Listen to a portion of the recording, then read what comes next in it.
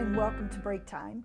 Proverbs 20, verse 8 says, "When a king sits on his throne to judge, he winnows out all evil with his eyes." Now, kings were appointed by God. All the authority that is over us, I think sometimes we may forget this, has been allowed there by God, that God is in control. He is our great and mighty God.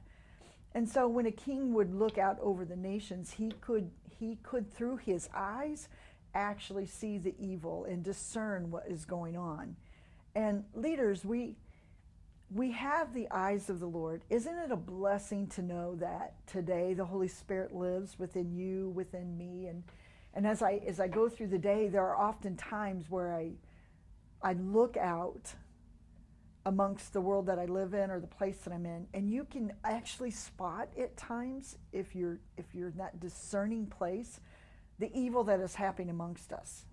And sometimes it makes the temptation is to fear when you see the evil.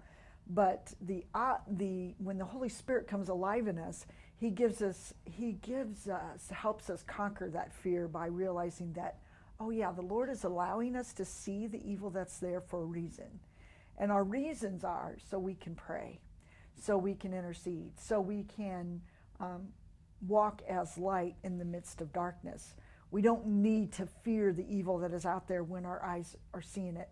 So one of the prayers that I pray for you, for faith leaders around the nation, around the world, is that God would give us the eyes, His eyes, to see the world as He sees it, that He will illumine our eyes, He will expand us to be able to, what a blessing, to see as He sees. Now sometimes, like I said, the temptation would be to fear that. No, I don't want that. Don't pray that for me, because I don't want to see what's really going on.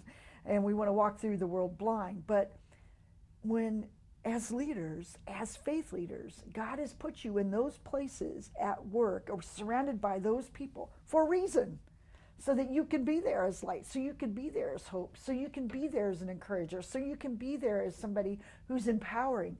So in order to be able to empower, you need to be able to see what's really going on and think beyond what our emotions may be thinking, or think beyond what seems natural, but to have that great discerning where you can see beyond.